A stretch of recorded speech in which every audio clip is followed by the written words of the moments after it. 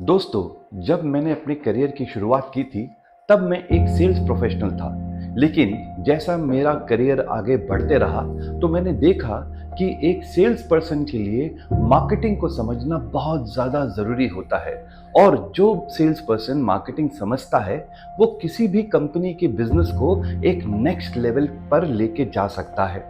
उसी तरह एक मार्केटिंग प्रोफेशनल जो सिर्फ मार्केटिंग समझता है, जब वो सेल्स में भी अपना हाथ डालता है ना, तो उसको समझ में आता है कि जब हम मार्केटिंग स्ट्रैटेजी बनाते हैं, तो वो ही स्ट्रैटेजी सक्सेसफुल होती हैं जो एक सेल्स पर्सन इंप्लीमेंट कर सकता है।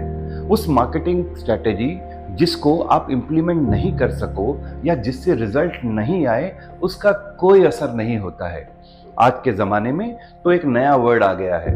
लोग कहते हैं सिर्फ मार्केटिंग डिपार्टमेंट जो होती है ना, वो स्पेंडिंग के लिए नहीं होती है, उसको उन्होंने सेल्स के साथ अलाइन कर दिया है। और जो नया टर्मिनोलॉजी है, उसको कहते हैं सेल्स लिंक्ड मार्केटिंग स्ट्रेटजीज। मतलब वो मार्केटिंग स्ट्रेटजीज जो सेल्स के साथ लिंक्ड होती हैं, उसकी सक्सेस रेट बहुत ज़्यादा होता है।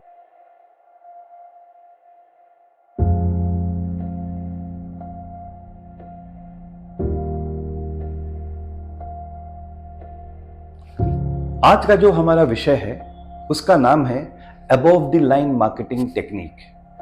अभी तक इस सीरीज में हमने बहुत कुछ बात की है, और वो बातें जो हमने की हैं वो स्पेसिफाइड थी बिलो द लाइन के ऊपर। आज इस एपिसोड में हम जिसके बारे बहुत डिटेल में बात करने वाले हैं, उसका नाम है above the line.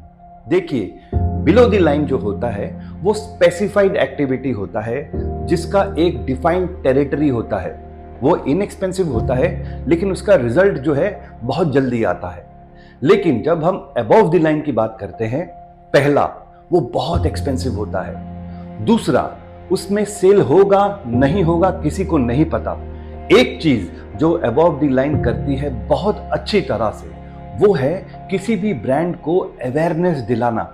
Above the line communication करने के बहुत तरीके होते हैं, उनमें से कुछ हम आज डिस्कस करने वाले हैं। आगे बढ़ने से पहले मैं चाहूंगा कि आप एक विज्ञापन देखें।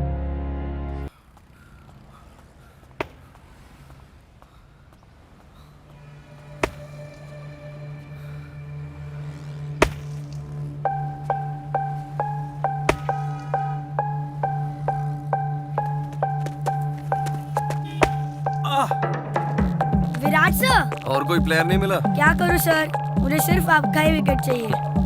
चल बॉलिंग कर।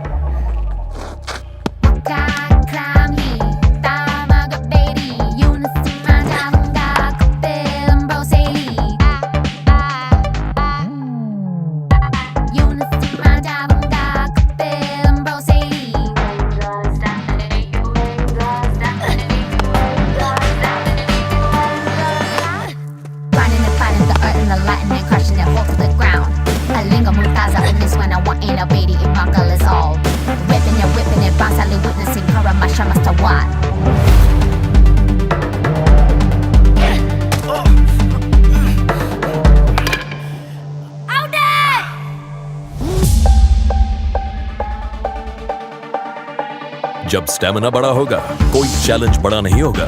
Boost with nutrients gives 3 times more stamina। अब से मेरी टीम में खेलेगा। Boost is the secret of our energy.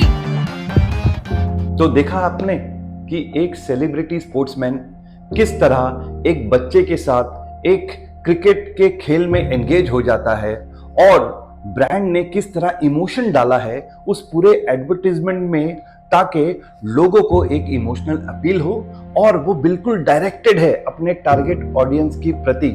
जैसा कि मैं हमेशा कहता हूं, कुछ भी आप कर लो, किसी टाइप का कम्युनिकेशन कर लो, आपकी जो स्ट्रैटेजी है ना, वो अलाइंड होनी चाहिए। आगे बढ़ते हुए चलिए मैं आपको बिलबोर्ड यानी कि होर्डिंग्स के ऊपर बताता हूं, लेकिन इसको दिखाने के लिए मैं आपको आउटडोर जरूर लेके जाऊंगा। तो दोस्तों, अभी मैं आउटडोर आ गया हूं, और क्योंकि हम ATL के ऊपर आपके साथ डिस्कस कर रहे हैं, मैं आपको दिखाना चाहता हूं एक बिलबोर्ड।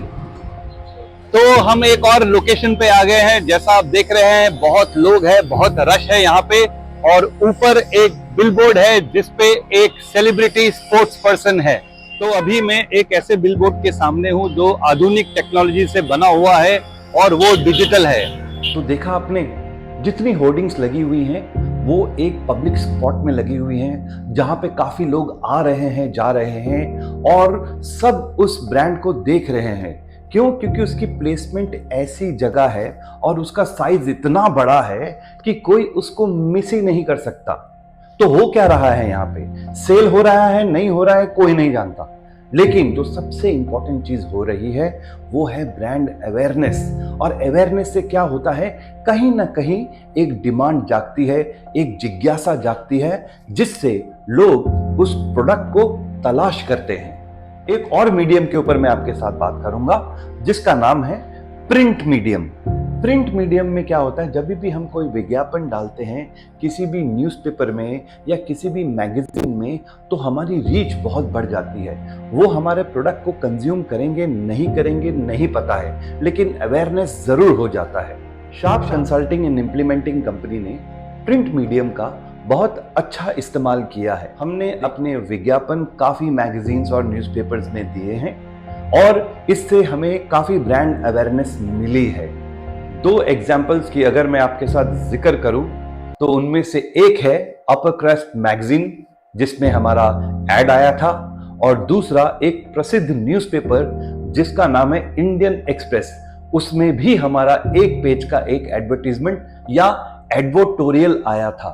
तो अभी हमने देखा एटीएल में हम एडवर्टीजमेंट कर सकते हैं, बिलबोर्ड ब्रांडिंग कर सकते हैं, प्रिंट कर सकते हैं। इसके सिवाय अगर आप चाहें तो आप रेडियो में अपना विज्ञापन दे सकते हैं। अगर आप चाहें तो जो बड़े बड़े लोकेशंस होते हैं जैसे बस स्टैंड हो गए, एयरपोर्ट्स हो गए, रेलवे स्टेशंस हो गए, जो भी आपके टारगेट ऑडियंस के साथ बिल्कुल मैच करता है, आप वहां पर अपना एडवर्टीजमेंट जरूर कर सकते हैं। मैं एक और चीज का यहाँ पे जिक्र करना चाहूंगा जो आपके लिए बहुत यूजफुल हो सकता है, और उसको हम कहते हैं डिजिटल मार्केटिंग।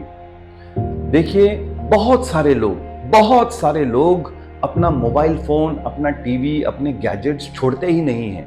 तो अगर वो छोड़ते नहीं हैं तो हमेशा वो वहीं पे रहते हैं। तो अगर वो वहां पे रहते हैं तो आपको भी वहां पहुंचना पड़ेगा। कैसे पहुंचोगे आप फेसबुक का इस्तेमाल कर सकते हैं, आप इंस्टाग्राम का इस्तेमाल कर सकते हैं, आप यूट्यूब का इस्तेमाल कर सकते हैं, आप व्हाट्सएप का इस्तेमाल कर सकते हैं। इन मीडियम के थ्रू भी आप अपना अवेयरनेस जनरेट कर सकते हो। इसमें सिर्फ एक डिफरेंस ये हो जाता है कि डिजिटल मार्केटिंग में, क्योंकि आप कस्टमर के साथ डायरेक्टली टच पे हो, अगर आप उसको एक लिंक भेजते हो जिससे वो प्रोडक्ट वहां पे परचेज कर सकता है, तो आपका जो परचेज है वो इमीडिएट हो जाता है। चैलेंज क्या है इसमें? चैलेंज ये है कि लोग इतना ज्यादा फ्लिप करते हैं कि उनको कहीं रोकना बहुत डिफिकल्ट हो जाता है। तो ये तो आधुनिक टेक्नोलॉजी के बारे आपको बताया, और मैंने आपको ऐसी बातें बताई जो एटीएल और बीटीएल में अगर आप करोगे तो आपको रिजल्ट जरूर मिलेगा। लेकिन इन सब मीडियम से एक ऐसा मीडियम है जो अनबीटेबल है। हालांकि इसका जो प्रोग्रेस है वो स्लो है, लेकिन इसकी जो रिजल्ट है वो एक ब्रांड को इस्टेब्लिश कर सकती है। इसका उल्टा भी सही है। अगर इसका इम्पैक्ट नेगेटिव रहा तो अच्छी कंपनियां भी बंद हो सकती हैं। तो क्या है वो? उसको कहते हैं वर्ड ऑफ माउथ। किसी भी कंपनी को टर्न अराउंड करने के लिए अगर जो मासेस है, जो लोग हैं, उस कंपनी के लिए अच्छा बोलेंगे ना, तो उस प्रोडक्ट को, उस कंपनी को इस्टेब्लिश होने के लिए, बड़ा बनने के लिए कोई नहीं रोक सकता। वो होता कैसे है? वो होता है रिकमेंडेशन से। और रिकमेंडेशन आप किसी को फोर्स नहीं कर सकते। सपोज एक कस्टमर आता है किसी भी स्टोर में, उसने एक प्रोडक्ट को लिया, वो प्रोडक्ट उसको बहुत अच्छा लगा और उसने जाके किसी और को बोला, तो उसमें जो लाइक्लीहुड है कन्वर्जन का वो बहुत हाई है। इसके सिवाय अगर आप चाहें तो आप बाकी टूल्स का भी इस्तेमाल कर सकते हैं, जिसको मैं आगे चल के आपके साथ डिस्कस करूंगा। उसमें से एक पीआर भी आ जाता है, मतलब पब्लिक रिलेशंस। लेकिन अगर मैं आपको पूछूं कि सबसे इंपॉर्टेंट मीडियम क्या है जिससे एक ब्रांड या एक कंपनी बड़ी होती है, तो आप क्या जवाब दोगे? क्या आप कहोगे वो बीटीएल है? क्या आप कहोगे वो एटीएल है? या आप ये कहोगे कि वो वर्ड ऑफ माउथ है।